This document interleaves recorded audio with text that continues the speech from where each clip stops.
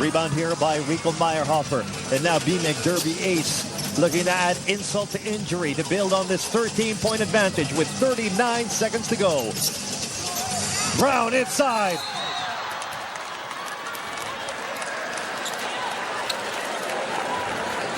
Still a lot of spring in Cliff Brown's step. And you know it deserves another look. It started off with this block, and then Cliff Brown seeing from the corner of his eye Rob Reyes, no problem. In fact, during the break, we saw Paul Artadi trying to measure just how far his takeoff was, what spot exactly he'd launched himself from. I mean, this is an import that there were rumors that if he was going to stay or not, if he was going to go home. But he really turned the corner and looking to be solid right now for his team.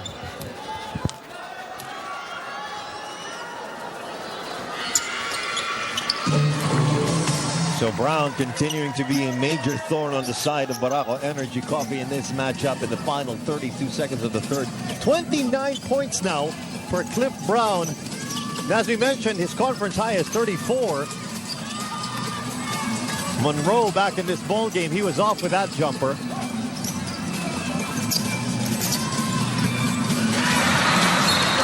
Oh, and that's just slipping through the fingers, and Brown just has to laugh at himself for that error.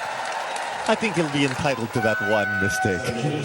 He's had a solid game, and now he's going to get some rest. His turn to get some rest.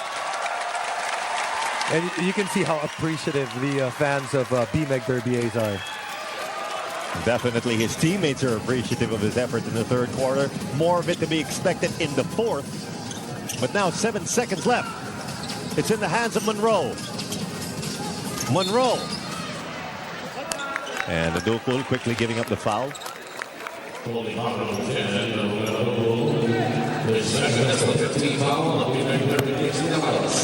So the B-Meg Derby Ace Llamados is just about to get into penalty.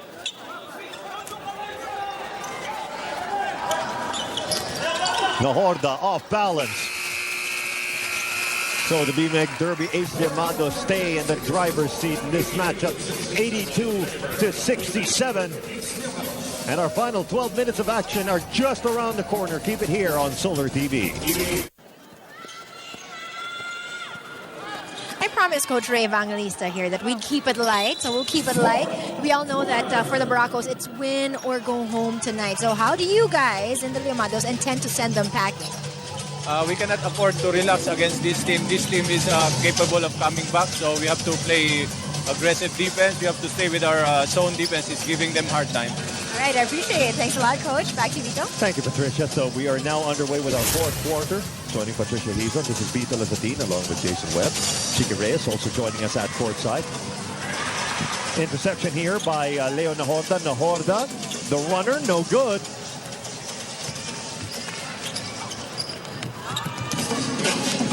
Llamados, can they pick up where they left off in the third? Well, right now they've opted to start their fourth quarter without Cliff Brown. And now Monroe gets one off the glass. Now he's going to have to bring back his team once more. They were close for a majority of that third quarter until he had to get some rest. That's when B-Meg Derby Ace really got their lead back to the up to 15.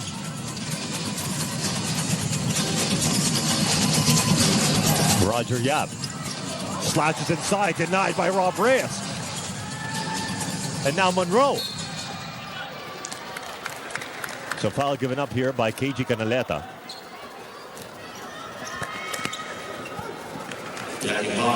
And so much really here on the shoulders of Sammy Monroe. But it seems when you look at him, especially how he's acting right now, you don't really know if he was able to recuperate in that period that he was sitting on the bench, because he's really putting out so much effort to try to get some points. And that's because of the good defense that B-Meg Derby Ace is playing. So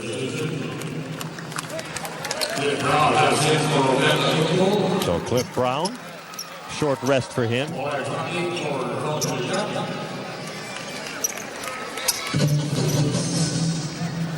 So Monroe with 30.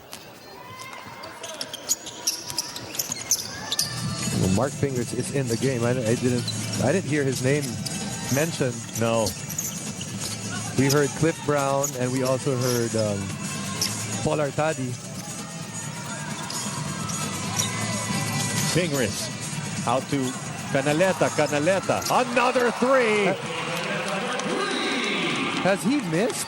I believe he was for sure he was 3 out of 3 in his last game, and today he's still 3 of 3. And again, he's 3 out of 3. That's 6 straight 3-point makes for him. Monroe to Hobalde. Hobalde outside attempt. It's good. And that's a long 2 for the young point guard of the Barako Energy Coffee Masters.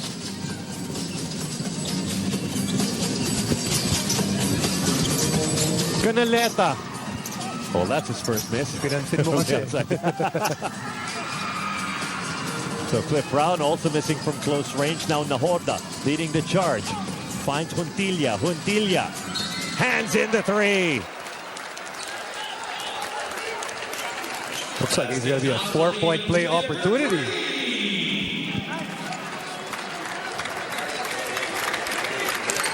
So foul is going to be against Canaleta. And here's Canaleta trying to close out. Yeah, it's actually lucky that... yeah, it's the landing area. Oh, right there, yes, because he was at that landing area. So our officials are just trying to weigh the penalty here for KG Canaleta. As we've seen for much of this season and even the season prior, officials tend to look down heavily on that one. Defenders flying into the landing area of a shooter, which of course is tricky because you talk about the momentum of a defender and somebody who's trying to jump in. And obviously, and when you jump, when you land feet first ahead of your body. It can never be behind your body, or else you just tip over and fall. Yeah. But credit also has to go to the players. For at the start of the when they put this rule in, it was called a number of times. Now we see it less and less. So there it is. And Juntilla actually did land on KG Canaleta's feet. So that could have been worse. Yeah, which is strange because usually when it's automatically when you land, it's an automatic flagrant. But maybe he landed in between, or his foot was in between the 2 feet of Juntilla.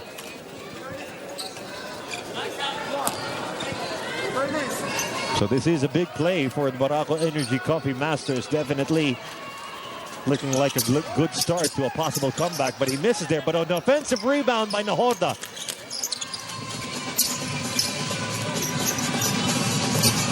Nahorda trying to slash the baseline, and he's got some tough defense to face there.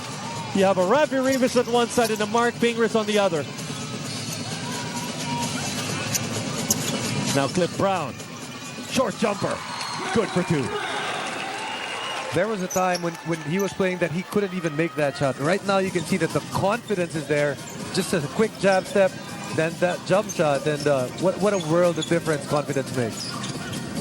Monroe, on the other hand, stuck there. Juntilla.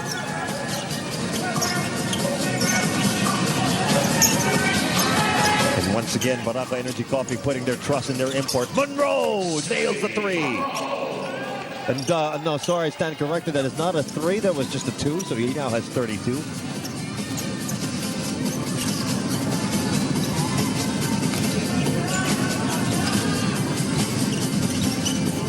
Artadi now to Cliff Brown. They're clearing the way for Brown. This time Jordan Jumper rebounds his own miss and makes it.